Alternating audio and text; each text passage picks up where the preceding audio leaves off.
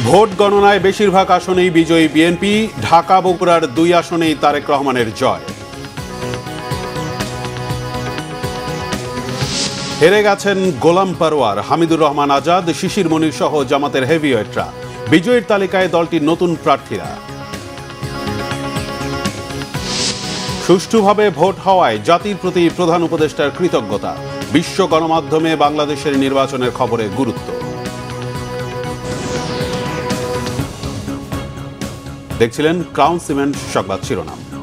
ত্রয়োদশ জাতীয় সংসদ নির্বাচনে এখন পর্যন্ত প্রাপ্ত ফল অনুযায়ী বিএনপির 82 প্রার্থী বেসরকারিভাবে নির্বাচিত হয়েছেন। জামাতে ইসলামী জয় পেয়েছে 22টি আসনে, এনসিপি পেয়েছে 2টি আসন। ঢাকা 17 এবং বগুড়া 6 থেকে নির্বাচিত হয়েছেন বিএনপি চেয়ারম্যান তারেক রহমান। দিনভর ভোট গ্রহণ শেষে সামান্য বিরতি দিয়ে শুরু হয় ভোট গণনা। রাত 9টার পর দেশের বিভিন্ন স্থান থেকে একে একে আসতে থাকে ফলাফল। সবার আগে ঝিনাইদহ 1 আসনে সাবেক অ্যাটর্নি জেনারেল এম আসাদুজ্জামানের বেসরকারিভাবে নির্বাচিত হওয়ার ফল আসে। ভোট গণনায় এখন পর্যন্ত বেশিরভাগ আসনেই বিজয়ী বিএনপি। ঢাকা ও বগুড়ায় 2 আসনেই জয় পেয়েছে তারেক রহমান। ঠাকুরগাঁও 4 আসনে জয়ী হয়েছেন মির্জা ফখরুল। ঢাকা 6 আসনে জয় পেয়েছেন ইশরাক হোসেন। ঢাকা 8-এ জয় পেয়েছেন বিএনপির মির্জা আব্বাস। ঢাকা 2 আসনে জয়ী আমানুল্লাহ আমান। এছাড়াও ঢাকা 15 আসনে জিতেছেন জামায়াতের আমির ডক্টর শফিকুর রহমান। তবে খুলনা 5 আসনে হেরে গেছেন দলের সেক্রেটারি জেনারেল মিয়া গোলাম পরোয়ার। কক্সবাজার 2 আসন থেকে হেরেছেন হামিদুর রহমান আজাদ। আর সুনামগঞ্জ 2 আসনে হার হয়েছে জামায়াতের আরেক হেভিওয়েট প্রার্থী শিশির মনিরের। এছাড়াও কক্সবাজার 1 আসনে জয়ী হয়েছেন বিএনপির সালাউদ্দিন আহমদ। কক্সবাজার 2 আসনে জিতেছেন বিএনপির মাহফুজুল্লাহ ফরিদ। কক্সবাজার 3 আসনে বিএনপির লুৎফর রহমান কাজল জয়ী হয়েছেন। কুমিল্লা 1 আসনে ডক্টর খন্দকার মোশাররফ হোসেন। মৌলভীবাজার 1 আসনে জিতেছেন বিএনপির নাসিরউদ্দিন আহমেদ মিঠু। বাগেরহাট 3 আসনে বিএনপির শেখ ফরিদ। পটুয়াখালী 4 আসনে বিএনপির এবিএম মোশাররফ হোসেন বেসরকারিভাবে নির্বাচিত হয়েছেন। কুড়িগ্রাম 4 আসনে জামায়াতে ইসলামীর মোস্তাফিজুর রহমান বেসরকারিভাবে নির্বাচিত। সিরাজুম মনির শুভ, বাংলা ভিশন, নিউজ ডেস্ক। দর্শক, এই মুহূর্তে নির্বাচন কমিশনে আছেন আমাদের সহকর্মী সৈকত সাদিক। সরাসরি যুক্ত হচ্ছি তার সাথে। সৈকত, নির্বাচনের ফলাফলের সর্বশেষ কি তথ্য আছে আপনার কাছে আমাদের জানাবেন? হ্যাঁ, আমরা এখন যে জায়গাটিতে রয়েছে এখানে নির্বাচন কমিশন থেকে ত্রয়োদশ জাতীয় সংসদ নির্বাচনের যে ফলাফল, ভোটের ফলাফল এবং গণভোটের ফলাফল, সেটার যে ব্যবস্থা করা হয়েছে সেখান থেকে কিন্তু নিয়মিত নির্বাচনের ফলাফল ঘোষণা করা হচ্ছে। তবে সেটা পুরোপুরি নয়, আংশিক। এখন এই মুহূর্তে নির্বাচন কমিশনের যে সিনিয়র সচিব আক্তার আহমেদ, তিনি ফলাফল ঘোষণা করছেন। তিনি সারা বাংলাদেশের যে 299টি আসনে আজকে যে নির্বাচন হয়েছে সেখান থেকে তারা প্রত্যেকটি আসনের আলাদা আলাদাভাবে কতটুকু তারা প্রাপ্ত ভোটের হিসাবটা তারা পেল এবং সেই বিষয়টা কিন্তু তারা জানাচ্ছেন। এবং আমি একটু দেখাতে চাই যে আমাদের সিনিয়র সচিব আক্তার আহমেদ তিনি জানাচ্ছেন যে বাংলাদেশের বিভিন্ন জেলার যে আসনগুলোতে সেখান থেকে কিছুক্ষণ পর পরে যেই ফলাফলটি আসছে সেটা তিনি জানাচ্ছেন। এবং যদিও আমরা বিভিন্ন তথ্য থেকে আমরা ইতিমধ্যে অনেকটা কেন্দ্রের আমরা জেনেছি যে বিএনপির অবস্থা অনেকটা এগিয়ে, কিন্তু এখান থেকে কিন্তু এখন পর্যন্ত কোনো একটি আসনেরই পুরোপুরি বা পূর্ণাঙ্গ ফলাফল এই নির্বাচন কমিশন থেকে ঘোষণা করা হয়নি। সেটা হয়তো আরও অনেকক্ষণ অপেক্ষা করতে হবে, যেহেতু তাদের কাছে সেই ডাটাটা এবং পোস্টাল ভোট সব মিলেই কিন্তু তারা আনুষ্ঠানিকভাবে ঘোষণা করবেন। তবে যে বিষয়টি আমি জানিয়ে রাখতে চাই যে প্রধান নির্বাচন কমিশনার এম নাসিরউদ্দিন তিনি আজকে 10টার দিকে একটা আনুষ্ঠানিক ব্রিফ করেছিলেন এবং সেখানে তিনি বলেছিলেন যে অতীতের যে কোনো নির্বাচনের থেকে এবার নির্বাচন উৎসব মুখর শান্তিপূর্ণভাবে হয়েছে এবং জনগণের প্রত্যাশা অনুযায়ী নির্বাচন হয়েছে। এই জন্য তিনি দেশবাসীকে কৃতজ্ঞতা প্রকাশ করেছেন এবং ভোটের সাথে যারা সংশ্লিষ্ট ছিলেন, আইন শৃঙ্খলা বাহিনীর সদস্য সহ অন্যান্য যারা ছিলেন, সবাইকে তিনি ধন্যবাদ জানিয়েছেন এবং গণমাধ্যমকেও তিনি ধন্যবাদ জানিয়েছেন। কিন্তু একটা বিষয় আরও বলছি যে এই নির্বাচনে কত শতাংশ ভোট পড়লো সেই বিষয়ে সিনিয়র সচিব আক্তার আহমেদ তিনি বলেছেন সেই বিষয়টা কিন্তু নির্ভর করতে হবে পুরোপুরি সব আসনের যখন ফলাফল চলে আসবে তখনই কিন্তু তিনি নিশ্চিতভাবে বলতে পারবে যে এই নির্বাচনে কত শতাংশ মানুষ বা ভোটাররা তারা ভোট দিতে গেল। সব মিলিয়ে রায়হান যেটা বলা চলে যে আংশিকভাবেই এই ফলাফল এই নির্বাচন কমিশন থেকে ঘোষণা করা হচ্ছে এবং আমাদের কিন্তু রাত অবধি পুরোপুরি ফলাফলের জন্য অপেক্ষা করতে হবে। রায়হান। সৈকত, আপনাকে অসংখ্য ধন্যবাদ। আমরা পরবর্তীতে আবারও সর্বশেষ খবরের জন্য ফিরে আসবো আপনার কাছে। দর্শক, নির্বাচন কমিশনারের কার্যালয় থেকে জানাচ্ছিলেন সৈকত সাদিক সেখানকার সর্বশেষ খবরাখবর। দর্শক, এই মুহূর্তে সেগুনবাগিচায় রিটার্নিং কর্মকর্তার কার্যালয়ে আছেন আমাদের সহকর্মী মেজবা রহমান। সরাসরি যুক্ত হচ্ছি তার সঙ্গে। মেজবা, নির্বাচনের সর্বশেষ ফলাফলের কি খবর আছে আপনার কাছে? আমরা এই মুহূর্তে রয়েছি সেগুনবাগিচায় যে রিটার্নিং কর্মকর্তার কার্যালয়, এবং এইখানে কিন্তু যে বিভাগীয় কমিশনার এবং রিটার্নিং কর্মকর্তা সরব আহমেদ চৌধুরী কিন্তু প্রায় 3 ধাপে কিন্তু তিনি ফলাফলগুলো প্রকাশ করছেন, অর্থাৎ আংশিক ফলাফল বারবার ধাপে ধাপে তিনি প্রকাশ করছেন। যে তথ্য আমাদের কাছে এসেছে সেই তথ্য মোতাবেক আমি বলতে পারি এখন পর্যন্ত মোটামুটি 8টি কেন্দ্রের ফলাফল কিন্তু আমরা পেয়েছি, কিন্তু সেই ফলাফলগুলো পূর্ণাঙ্গ না হলেও বেশিরভাগ যে কেন্দ্র রয়েছে তা 8টি কেন্দ্র 8টি আসনের বেশিরভাগ কেন্দ্রের ফলাফল তিনি কিন্তু প্রকাশ করেছেন, যার মধ্যে ঢাকা 6 আসনের কেন্দ্রের ফলাফল কিন্তু ইতিমধ্যেই আসনে কিন্তু বেশিরভাগ কেন্দ্রের ফলাফল প্রকাশ করা হয়েছে। এরপর রয়েছে ঢাকা 17 আসনে যেখানে বিএনপির চেয়ারম্যান তারেক রহমান অনেক ভোটে এগিয়ে রয়েছেন বলে আমরা দেখেছি। এছাড়াও আমরা লক্ষ্য করেছি যে ঢাকার আরও বেশ কথা এই রিটার্নিং কর্মকর্তা কার্যালয় থেকে মোট 13টি সংসদীয় আসনে, অর্থাৎ ঢাকা বিভাগে 13টি আসন, সেই আসনে কিন্তু ফলাফল প্রকাশ করা হবে। তার মধ্যে 8টিরও বেশি প্রকাশ করা হয়েছে, এবং আমরা দেখেছি বেশিরভাগ কেন্দ্রে কিন্তু বাংলা জাতীয়তাবাদী দল বিএনপি এগিয়ে রয়েছে। এবং আমি আরেকটু বিষয় আপনাকে জানিয়ে রাখতে চাই, এই ফলাফলের সঙ্গে কিন্তু গণভোটের ফলাফল প্রকাশ করেছে, অর্থাৎ ঢাকা 5, 6 অর্থাৎ মোট 5টি সংসদীয় আসন, সেই আসনের গণভোটের সংখ্যা প্রকাশ করেছে, যেখানে বেশিরভাগ কেন্দ্রের গণভোটও কিন্তু বেশি পড়েছে। রিটার্নিং কর্মকর্তা সরব আহমেদ চৌধুরী আমাদের জানিয়েছেন যে আজকে রাত নাগাদ লেগে যেতে পারে এই পূর্ণাঙ্গ ফলাফল হাতে পেতে, অর্থাৎ বেসরকারিভাবে আমাদের কাছে বিভিন্নভাবে ফলাফল আসলেও যে ফলাফলটা রিটার্নিং কর্মকর্তা যে ফলাফল দিবেন সেই ফলাফল যদি আমরা বলতে চাই, সেই ফলাফল কিন্তু এখনও কোনো কেন্দ্রের পূর্ণাঙ্গ ফলাফল আমরা না পেলেও আমরা দেখতে পাচ্ছি যে অধিকাংশ আসনেরই কিন্তু ফলাফল প্রকাশ করা হয়েছে, এবং যে তথ্য সবশেষ সেটি হচ্ছে আমরা ভোর নাগাদ সম্পূর্ণ ফলাফল হাতে পেতে পারি, এবং এই মুহূর্তে 8টি আসনের পুরোপুরি অধিকাংশ ফলাফলে আমার হাতে রয়েছে। এই ছিল আমার কাছে রিটার্নিং কর্মকর্তার কার্যালয় থেকে সবশেষ তথ্য। মেজবা, আপনাকে অসংখ্য ধন্যবাদ। আমরা আবারও সর্বশেষ খবর জানার জন্য ফিরে আসবো আপনার কাছে। দর্শক, ঢাকা বিভাগের রিটার্নিং কর্মকর্তার কার্যালয় থেকে আমাদের সাথে যুক্ত ছিলেন সহকর্মী মেজবা রহমান। ঢাকা 6 আসনে বেসরকারিভাবে নির্বাচিত হয়েছেন বিএনপি প্রার্থী ইশরাক হোসেন।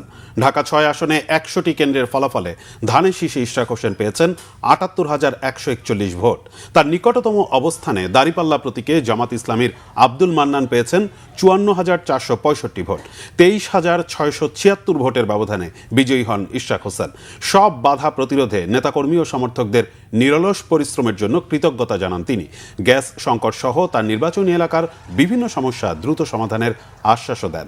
অবিভক্ত ঢাকার প্রয়াত মেয়র সাদেক হোসেন খোকার ছেলে ইশরাক হোসেন এর আগে সিটি কর্পোরেশন নির্বাচনে প্রতিদ্বন্দ্বিতা করলেও সংসদ নির্বাচনে এবারই প্রথম অংশ নেন।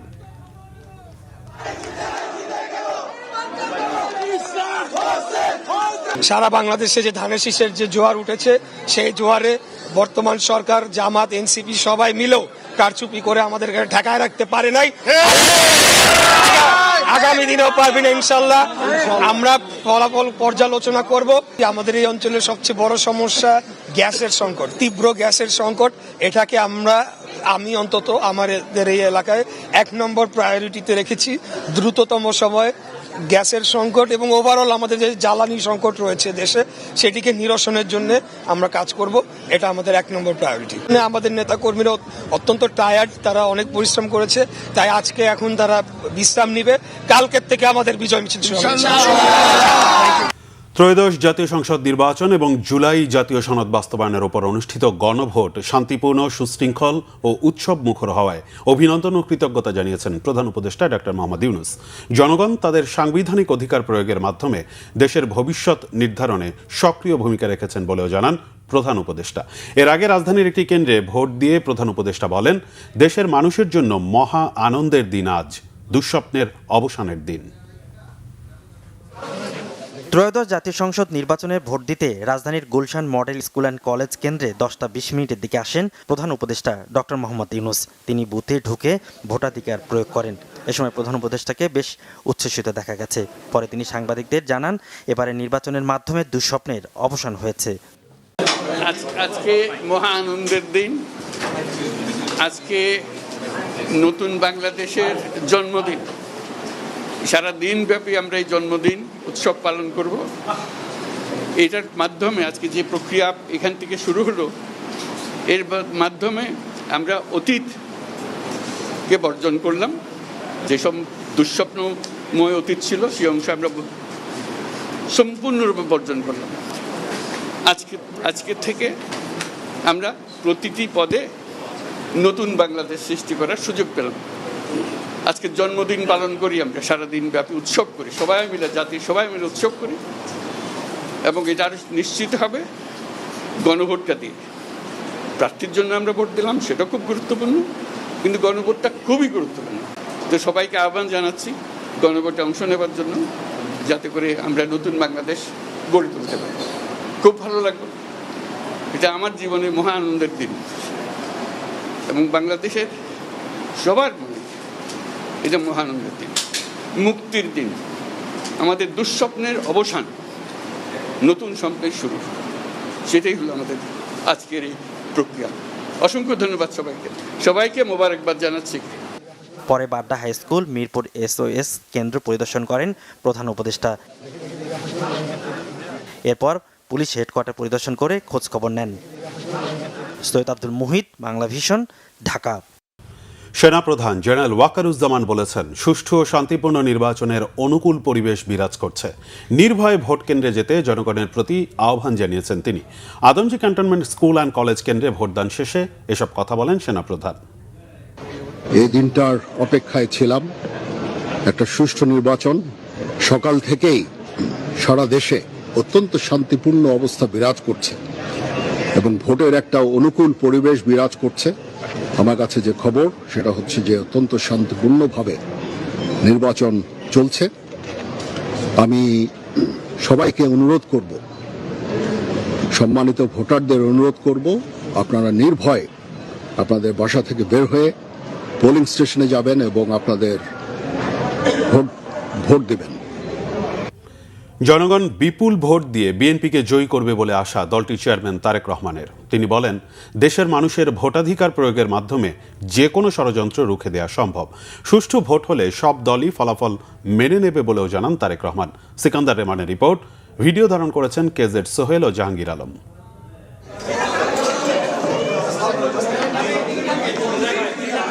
Gulshan model school and college কেন্দ্রে ভোট দেন বিএনপি চেয়ারম্যান তারেক রহমান।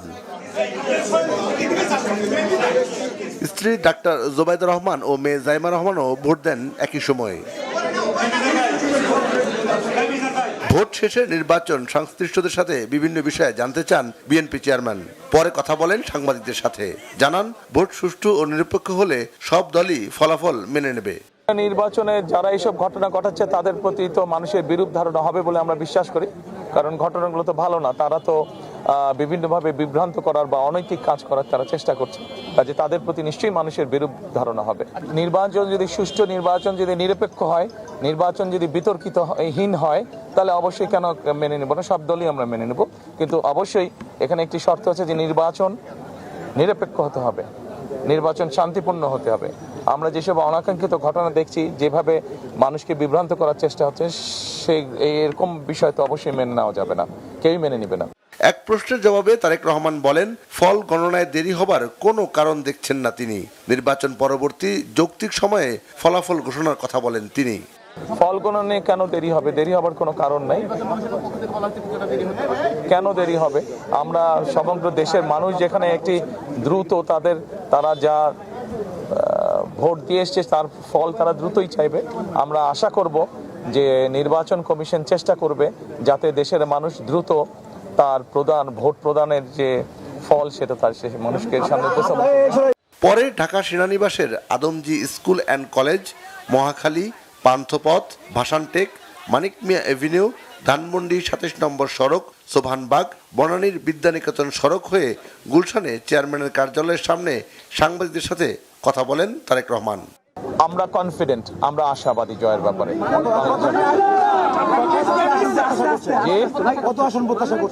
আমরা অন্তত এতটুকু অবশ্যই আসন প্রত্যাশা করছি যেখানে আমরা খুব সুন্দরভাবে দেশ পরিচালনা করতে সক্ষম হব।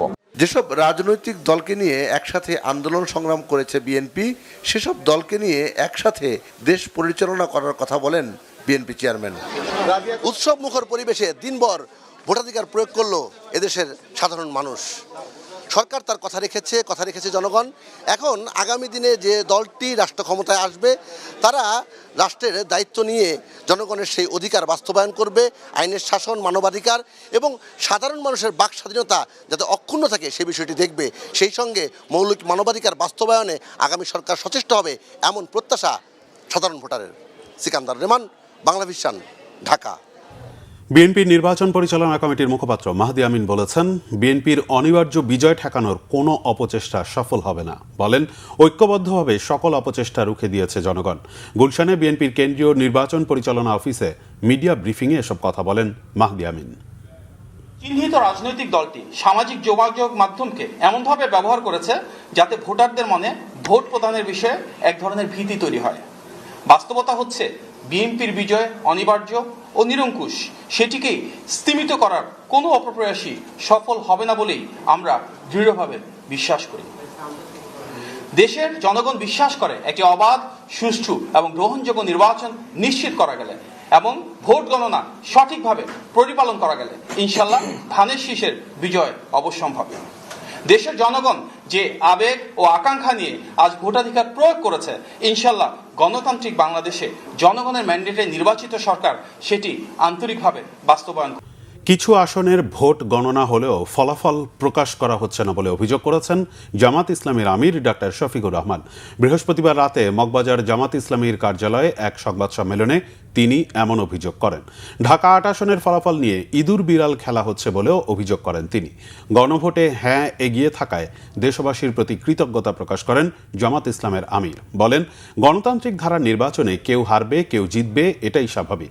ইতিবাচক ধারার রাজনীতি জামাত ইসলামের লক্ষ্য উল্লেখ করে তিনি আরও বলেন, নির্বাচনের ফলাফল পুরোপুরি পর্যবেক্ষণ করে বাংলাদেশ জামাত ইসলামী তাদের নির্বাচনী প্রতিক্রিয়া জানাবে।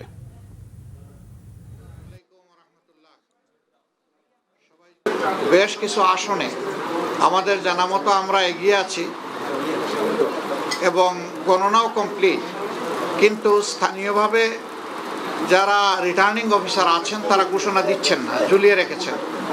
তা আমরা বুঝতে পারছি না এটা কেন। মাঝখানে আবার ওয়েবসাইটে হঠাৎ করে দেখা গেল যে কে কতটা আসন পেয়েছে সেইটা দেওয়া হলো, মাঝখান থেকে উধাও হয়ে গেল, আবার নাই। আমাদের লোকদেরকে বসিয়ে রাখা হলো দীর্ঘ সময়। তা আমরা সব মিলেই এখন আপনাদের সামনে পূর্ণাঙ্গ কোনো বক্তব্য দিতে পারছি না বলে আমরা দুঃখিত। ভোট শান্তিপূর্ণভাবে অনুষ্ঠিত হয়েছে এবং ভোটারদের উপস্থিতি ইতিবাচক ছিল উল্লেখ করে সার্বিক পরিবেশ নিয়ে সন্তোষ জানিয়েছেন বিদেশি পর্যবেক্ষকরা। রিপোর্ট করছেন ইমরুল কায়েস। বেলা বাড়ার সাথে সাথেই রাজধানী ভোট কেন্দ্রগুলোতে ভোটারদের ভিড় বাড়তে থাকে। পুরুষের পাশাপাশি নারী ভোটারদের দীর্ঘ লাইনও চোখে পড়ে। কেউ কেউ আবার পারিবারিক আবহে ভোট দিতে যান, সঙ্গে নিয়ে যান শিশুদেরও। দেশি পর্যবেক্ষকদের পাশাপাশি এবার সারা দেশে বিদেশিরাও নির্বাচন পর্যবেক্ষণ করেন। এরই ধারাবাহিকতায় রাজধানীর সিদ্ধেশ্বরী গার্লস কলেজ, ঢাকা বিশ্ববিদ্যালয়ের কার্জন হল সহ বিভিন্ন কেন্দ্রের ভোটদান পরিস্থিতি পর্যবেক্ষণ করতে যান ইউরোপীয় ইউনিয়নের পর্যবেক্ষকরা। কার্জন হল কেন্দ্র পরিদর্শন শেষে দুপুরে গণমাধ্যমের সঙ্গে কথা বলেন ইউ পর্যবেক্ষক দলের প্রধান আইভার্স ইজাবস। তিনি বলেন, শান্তিপূর্ণ ভোট বাংলাদেশের গণতন্ত্রের জন্যই গুরুত্বপূর্ণ। বাংলাদেশে আজ ঐতিহাসিক নির্বাচন অনুষ্ঠিত হচ্ছে। গণতন্ত্রের জন্য দিনটি খুবই গুরুত্বপূর্ণ। আমরা সারা দেশ থেকে তথ্য সংগ্রহ করছি, ভোটারদের ইতিবাচক অংশগ্রহণের খবর পাচ্ছি। আমরা সবার অংশগ্রহণমূলক একটি সুষ্ঠু ও বিশ্বাসযোগ্য নির্বাচন আশা করছি। এছাড়াও রাজধানী বিভিন্ন ভোট কেন্দ্র পরিদর্শন করেন কমনওয়েলথ ও IRI সহ বিভিন্ন বিদেশি পর্যবেক্ষণ সংস্থা। নির্বাচন পরিস্থিতি নিয়ে তারা সন্তোষ প্রকাশ করেন। ভোটাররা খুবই উচ্ছ্বসিত। অনেকেই বলেছেন তারা আগে ভোট দিতে পারেনি, অনেকে এবারই প্রথম ভোট দিচ্ছে। সুতরাং তাদের ভোট ফলাফল নির্ধারণে প্রভাব ফেলতে পারে। এখনো শান্তিপূর্ণভাবে ভোট গ্রহণ হচ্ছে, সবকিছু ভালোই মনে হয়। আশা করি সারা দেশে শান্তিপূর্ণভাবে ভোট গ্রহণ অনুষ্ঠিত হবে। নির্বাচনের সার্বিক বিষয়ে 14 ফেব্রুয়ারি নিজেদের পর্যবেক্ষণ তুলে ধরবে ইউরোপীয় ইউনিয়ন নির্বাচন পর্যবেক্ষক দল। দীর্ঘদিন পর একটি উৎসবমুখর পরিবেশে ভোট দিলেন ভোটাররা। রাজধানীর বিভিন্ন কেন্দ্র পরিদর্শন শেষে একথাই বললেন বিদেশি পর্যবেক্ষকরা। তারা আশা করছেন এই নির্বাচন দেশের পাশাপাশি আন্তর্জাতিকভাবেও গ্রহণযোগ্য হবে। ইমরুল কায়েস, বাংলা ভিশন, ঢাকা। বাংলাদেশের নির্বাচনে ভোট গ্রহণ ও দলীয় প্রার্থীদের উচ্ছ্বাস, অভিযোগ এবং উৎকণ্ঠা নিয়ে গুরুত্বপূর্ণ প্রতিবেদন প্রকাশ করেছে আন্তর্জাতিক গণমাধ্যমগুলো। দিনের শুরু থেকেই বিবিসি, সিএনএন, রয়টার্স, গার্ডিয়ান, আল জাজিরার মতো বিশ্ব গণমাধ্যম জুলাই বিপ্লবকে সামনে এনে বাংলাদেশে গণতন্ত্রের পুনরুত্থান নিয়ে সংবাদ প্রকাশ করে। যদিও ভারতীয় কতিপয় গণমাধ্যম নির্বাচনের পরিবেশ নিয়ে প্রশ্ন তুলে সংবাদ প্রকাশ করেছে। বিস্তারিত শহীদ আরাফাতের ডেস্ক রিপোর্টে। আন্তর্জাতিক গণমাধ্যমগুলো বাংলাদেশের নির্বাচনে ভোট গ্রহণের পরিবেশ, দলীয় প্রার্থীদের প্রতিশ্রুতি, অভিযোগ সহ দিনব্যাপী নানা কর্মসূচি অত্যন্ত গুরুত্ব সহকারে তুলে ধরছে। জুলাই গণ আন্দোলন, শেখ হাসিনা ব্যতীত জাতীয় নির্বাচন, গণতন্ত্রের পরিবেশ, বিএনপি চেয়ারম্যান তারেক রহমানের দুর্নীতিমুক্ত দেশ গড়ার অঙ্গীকার, সরকার গঠনের লক্ষ্য নিয়ে জামায়াতের নির্বাচনে অংশগ্রহণের মতো বিষয় এতে প্রাধান্য পেয়েছে।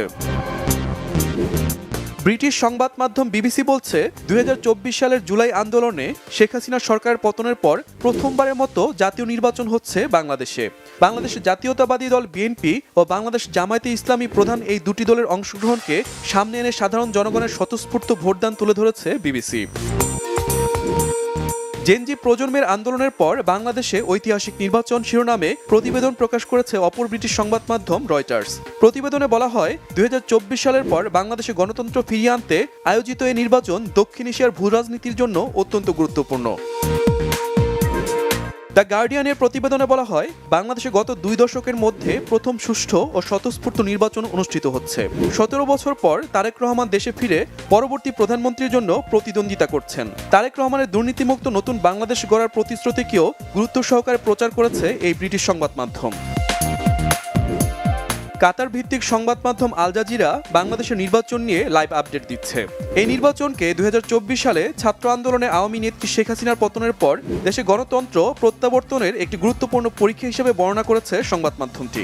গুরুত্ব সহকারে তুলে ধরেছে নির্বাচনে বিএনপি, জামায়াত ও এনসিপির অংশগ্রহণ। জেনজি প্রজন্মের বিজয়, নির্বাচনে পুরনো শক্তির আধিপত্য বিস্তার, এই শিরোনামে প্রতিবেদন প্রকাশ করেছে মার্কিন সংবাদ মাধ্যম সিএনএন। প্রতিবেদনে বলা হয়, একজন স্বৈরশাসকের পতনের পর বাংলাদেশে প্রথমবারের মতো ভোট গ্রহণ হচ্ছে। একটি সুষ্ঠু ও কারচুপিবিহীন নির্বাচন আয়োজনে উচ্ছ্বাস প্রকাশ করেছে তরুণ প্রজন্ম। শেখ হাসিনা বিরোধী বিক্ষোভের পর বাংলাদেশে কয়েক মাস ধরে অস্থিতিশীল পরিস্থিতি ছিল, আর এই নির্বাচনের মধ্য দিয়ে বাংলাদেশে একটি স্থিতিশীল শাসন ব্যবস্থা প্রতিষ্ঠা হবে এমন আশা প্রকাশ করে প্রতিবেদন প্রকাশ করেছে পাকিস্তানি গণমাধ্যম ডন। এছাড়া জুলাই বিপ্লবকে সামনে এনে ভোটাভুটি নিয়ে প্রতিবেদন প্রকাশ করেছে দ্য এক্সপ্রেস ট্রিবিউনও। তবে ভারতীয় কয়েকটি গণমাধ্যম বাংলাদেশের নির্বাচন নিয়ে বিভ্রান্তিকর তথ্য পরিবেশন করেছে। বিভিন্ন বুথে ধস্তাধস্তি, নেতার মৃত্যু, বিস্ফোরণের তথ্য অতিরঞ্জিত করে তুলে ধরেছে আনন্দবাজার, ইন্ডিয়া টুডের মতো গণমাধ্যম। এছাড়া বাংলাদেশে 50% বেশি ভোট কেন্দ্রকে ঝুঁকিপূর্ণ বলে দাবি করেছে সংবাদ মাধ্যম Hindu. Shahid Arafat, Bangla vision, news desk. নির্বাচনের পর ক্ষমতায় আসতে যাওয়া নতুন সরকারের সামনে অপেক্ষা করছে বহুমুখী চ্যালেঞ্জ। ব্যাংকিং খাতের ভঙ্গুর পরিস্থিতি ও প্রশাসনিক কাঠামোর দুর্বলতা, সব মিলিয়ে গণতান্ত্রিক সরকার প্রথম দিন থেকেই কঠিন বাস্তবতার মুখোমুখি হবে, এমনটা মনে করছেন অর্থনীতি বিশ্লেষকরা। উচ্চ মূল্যস্ফীতির লাগাম টানার পাশাপাশি বিনিয়োগ ও কর্মসংস্থান বাড়ানো হবে সরকারের মূল চ্যালেঞ্জ। ব্যবসায়ীরাও বলছেন, জ্বালানি সংকটের চেয়েও নতুন সরকারের জন্য বড় চ্যালেঞ্জ হবে দেশের আইন শৃঙ্খলা পরিস্থিতি নিয়ন্ত্রণে আনা। বিস্তারিত জিয়াউল হক সবুজের রিপোর্টে। বছর দুয়েক ধরেই দেশের জনগণকে সবচেয়ে বেশি ভোগাচ্ছে উচ্চ মূল্যস্ফীতি। দুর্বল ব্যাংকগুলোর বারান্দায় ধর্ণা দিয়েও ফেরত পাচ্ছেন না জমানো টাকা। নতুন চাকরির সন্ধান তো দূরের কথা, গেল 1.5 বছরে কাজ হারিয়েছেন অনেকে। অন্যদিকে গ্যাস বিদ্যুতের স্বল্পতায় শিল্প কারখানার উৎপাদন বাধাগ্রস্ত হওয়ার পাশাপাশি অনেক বাসাবাড়িতেও বন্ধ হয়েছে গ্যাসের চুলা। এমন নানা চাপের মধ্যেই আসছে নতুন গণতান্ত্রিক সরকার। এসব সংকটের মধ্যে নতুন সরকারের প্রথম চ্যালেঞ্জ মূল্যস্ফীতি নিয়ন্ত্রণ করা। বিশ্লেষকরা বলছেন, বাজারে অস্থিরতা কমানো না গেলে কর্মসংস্থান ও বিনিয়োগ দুটোই বাধাগ্রস্ত হবে। অনেক ধরনের সমস্যা, অভ্যন্তরীণ সম্পদ আহরণের সমস্যা, মূল্যস্ফীতি নামানোর সমস্যা, সামষ্টিক অর্থনৈতিক যে একটা স্থিতিশীলতা, সেটাকে পুনরুদ্ধারের সমস্যা, বিভিন্নগুলোকে তাদের মোকাবেলা করতে হবে। গ্যাস, বিদ্যুৎ, এগুলোর জন্য তাদের একটা অবকাঠামোগত বিভিন্ন ধরনের প্রতিবন্ধকতা আছে, এগুলোকেও সামাল দিতে হবে। সুতরাং ডে ওয়ান থেকেই যে দলই আসুন না কেন তাদেরকে সুশাসনের সাথে সামষ্টিক অর্থনৈতিক পরিচালনা করা, পরিকল্পনা একটা করে 100 দিন, 1 বছর, তারপরে আমাদের নবম পঞ্চবার্ষিকী পরিকল্পনার কাজেও তাদেরকে হাত দিতে হবে। দুর্নীতি কমিয়ে সুশাসন প্রতিষ্ঠা করে প্রাতিষ্ঠানিক দক্ষতা বৃদ্ধি করে তাদেরকে রেভিনিউ মোবিলাইজেশন বেশি করতে হবে। তবে উদ্যোক্তারা বলছেন, অর্থনীতিকে সচল রাখতে হলে সবার আগে নিয়ন্ত্রণ করতে হবে আইন শৃঙ্খলা পরিস্থিতি। সবচেয়ে বড় চ্যালেঞ্জ সরকারের মোকাবেলা করতে হবে হলো ল অ্যান্ড অর্ডার সিচুয়েশন। আপনারা দেখছেন, ইনফ্যাক্ট ভেরি আনফর্চুনেটলি সরকারি কর্মচারীরাই সরকারের এগেনস্টে কিভাবে রাস্তায় নেমে যাচ্ছে, এই জিনিসটা কিন্তু অর্থনীতির জন্য এবং আমাদের সাথে বহির্বিশ্বে যেসব দেশগুলো ব্যবসা করে এটা কিন্তু খুবই একটা ব্যাড সিগন্যাল দিচ্ছে। সো এটাকে আনতে গিয়ে সরকারের অনেক বেগ পেতে হবে এবং এই বেগটা সরকারকে যত তাড়াতাড়ি এবং যত শক্ত হাতে আলাপ আলোচনার মাধ্যমে এই সলিউশনটা করতে হবে। সেকেন্ডলি, অফকোর্স আমাদের এনার্জি ক্রাইসিস যে সিচুয়েশনটা শুরু হয়ে গেছে এবং এটা গত কয়েক বছর ধরে বিদ্যমান, এই জিনিসটাকে শর্ট টার্ম এবং মিড টার্মের মধ্যে কিন্তু অ্যাড্রেস করতে হবে। জনগণকে দেয়া নির্বাচনী প্রতিশ্রুতি বাস্তবায়নে দায়িত্ব নেয়ার প্রথম দিন থেকেই সরকারকে দুর্নীতি কমিয়ে সুশাসন প্রতিষ্ঠায় মনোযোগ দেওয়ার পরামর্শ বিশ্লেষকদের, যার উপরই নির্ভর করছে নতুন সরকারের সফলতা। জিয়াউল হক সবুজ, বাংলাভিশন, ঢাকা। দর্শক, এই মুহূর্তে রংপুরে আছেন আমাদের সহকর্মী জুয়েল আহমেদ। সরাসরি যাচ্ছি তার কাছে। জুয়েল, রংপুর থেকে ভোট গণনার সর্বশেষ কি খবর আছে আপনার কাছে?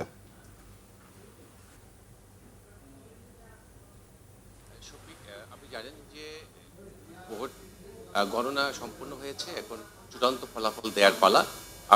যেসব উপজেলা থেকে যেসব তথ্য আসছে সেই সব তথ্যগুলো এখানে এসে এই পরিবেশন কেন্দ্রে এসে এখানে যুক্ত হচ্ছে, তারপর এখান থেকে সেটা দিচ্ছে। এখনো আনুষ্ঠানিকভাবে ঘোষণা করা হয়নি, তবে উপজেলা থেকে আনুষ্ঠানিকভাবে ঘোষণা করা হয়েছে। সেই হিসেবে রংপুরের 6টি আসনের জামায়াত এবং এনসিপির প্রার্থীরা বিজয়ী হয়েছেন এবং তাদের নিকটতম প্রতিদ্বন্দ্বী ছিলেন বিএনপির প্রার্থীরা। আমি একটু পরিসংখ্যান দিতে চাই শফিক। রংপুর 1 আসনে 11 দলীয় জোট প্রার্থী জামায়াত নেতা রায়হান সিরাজি দাঁড়িপাল্লা প্রতীক নিয়ে 1,45,088 ভোট পেয়ে প্রাথমিকভাবে নির্বাচিত হয়েছেন তিনি। রংপুর 2 আসনে জামায়াতের এটিএম আজহারুল ইসলাম দাঁড়িপাল্লা প্রতীকে 1,49,680 ভোট পেয়ে প্রাথমিকভাবে তিনি নির্বাচিত হয়েছেন। রংপুর 3 আসনে জামায়াতের মাহবুবুর রহমান বেলাল দাঁড়িপাল্লা প্রতীকে 1,75,827 ভোট পেয়ে তিনিও নির্বাচিত হয়েছেন। রংপুর 4 আসনে 11 দলীয় জোট প্রার্থী আক্তার হোসেন শাপলাকলি প্রতীক নিয়ে 1,47,947 ভোট পেয়ে প্রাথমিকভাবে তিনি নির্বাচিত হয়েছেন। এছাড়া রংপুর 5 আসনে জামায়াতের গোলাম মোস্তফা দাঁড়িপাল্লা প্রতীকে 1,75,208 ভোট পেয়ে তিনি নির্বাচিত হয়েছেন। আর রংপুর 6 আসনে জামায়াতের নুরুল আমিন দাঁড়িপাল্লা প্রতীকে 1,18,890 ভোট পেয়ে প্রাথমিকভাবে নির্বাচিত হয়েছেন। এখানে অল্প কিছু ভোটের ব্যবধানে বিএনপি প্রার্থী সাইফুল ইসলাম তিনি পরাজয় বরণ করেছেন। এছাড়া বিভাগের অন্য যেসব জেলাগুলো রয়েছে সেসব জেলাগুলোর তথ্য জানিয়ে দিতে চাই শফিক। পঞ্চগড়ের 2টি আসনে বিএনপি, ঠাকুরগাঁয়ের 3টি আসনে বিএনপি, দিনাজপুরের 6টি আসনে বিএনপি জয়লাভ করেছে। নীলফামারীর 4টি আসনে জামায়াত জয়লাভ করেছে। রংপুরের 6টি আসনে জামায়াত ও এনসিপি, লালমনিরহাটের 3টিতে বিএনপি, কুড়িগ্রামের 4টিতে জামায়াত ও গাইবান্ধার 5টির মধ্যে 1টি বিএনপি, বাকি 4টিতে জামায়াতের প্রার্থী নির্বাচিত হয়েছেন। এই মুহূর্তে প্রাথমিক ফলাফল সংগ্রহ পরিবেশন কেন্দ্র রংপুরের এই কার্যালয়ে রংপুরের যে 6টি আসন রয়েছে সেই 6 আসনের প্রার্থীরা এখানে অংশ নিয়েছেন তাদের চূড়ান্ত ফলাফল নেওয়ার জন্য। জেলা প্রশাসক এবং রিটার্নিং কর্মকর্তা কিছুক্ষণ আগে তিনি পোস্টাল ব্যালটের ফলাফল ঘোষণা করেছেন এবং ভোটের ফলাফল একটু পরে ঘোষণা করবেন। সংবাদ শেষ করব ক্রাউন সিমেন্ট শিরোনামগুলো আরেকবার জানিয়ে। ভোট গণনায় বেশিরভাগ আসনেই বিজয়ী বিএনপি, ঢাকা বগুড়ার 2 আসনেই তারেক রহমানের জয়। ঢাকা 15 আসনে জিতেছেন ডাক্তার শফিকুর রহমান, হেরে গেছেন গোলাম পরোয়ার, হামিদুর রহমান আজাদ, শিশির মনির সহ জামাতের হেভিওয়েটরা। সুষ্ঠুভাবে ভোট হওয়ায় জাতির প্রতি প্রধান উপদেষ্টার কৃতজ্ঞতা। বিশ্ব গণমাধ্যমে বাংলাদেশের নির্বাচনের খবরের গুরুত্ব। এই ছিল এখনকার মতো। পরের সংবাদ রাত ৩টায় দেখার আমন্ত্রণ রইল। এতক্ষণ সাথে থাকায় ধন্যবাদ।